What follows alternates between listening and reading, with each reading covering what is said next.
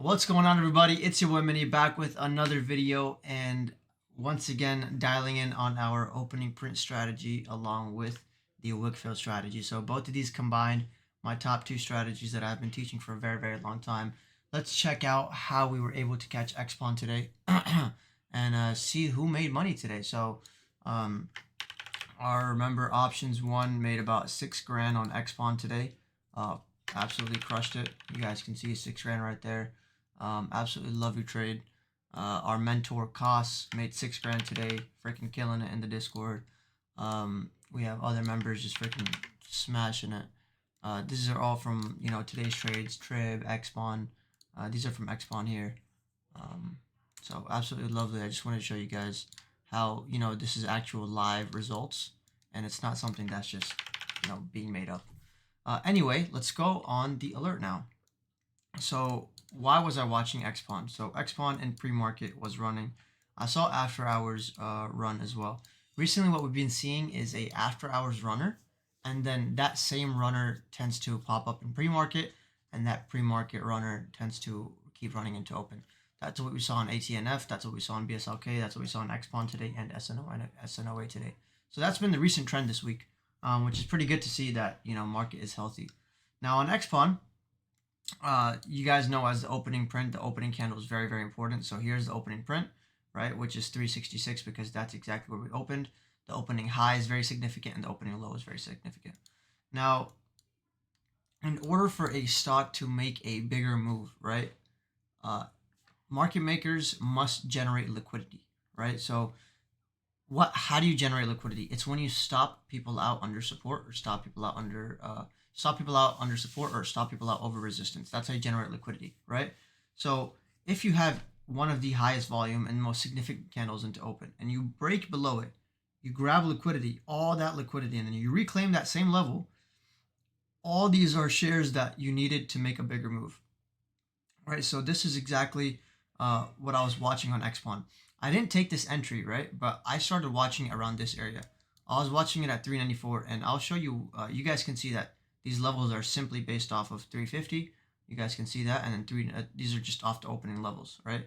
So we got to soak off of the opening low, okay? We reclaimed it, and then that means we got our lower liquidity, and then we held we grabbed this, then we targeted from one liquidity zone to the second liquidity zone. TK, we broke over this. Then, I just said TK. 366.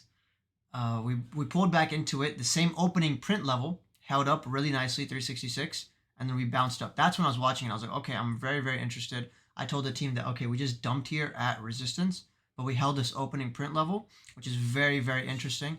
I like this fat pull, rip back up as soon as sellers came in, buyers stepped right back in, and we started holding the EMAs again. I started accumulating in this area, and I said the reason why I like this so much and I'm confident in it is I don't like these wicks. That's what I said. I don't like these wicks, but I'm also confident in this because we've already grabbed this liquidity, right? We don't have much more room to the downside. We only really have room to the upside. So I said my limits are at 420, 430, 440s. And why do I have 440s? So now here's when the wick fill comes in, okay?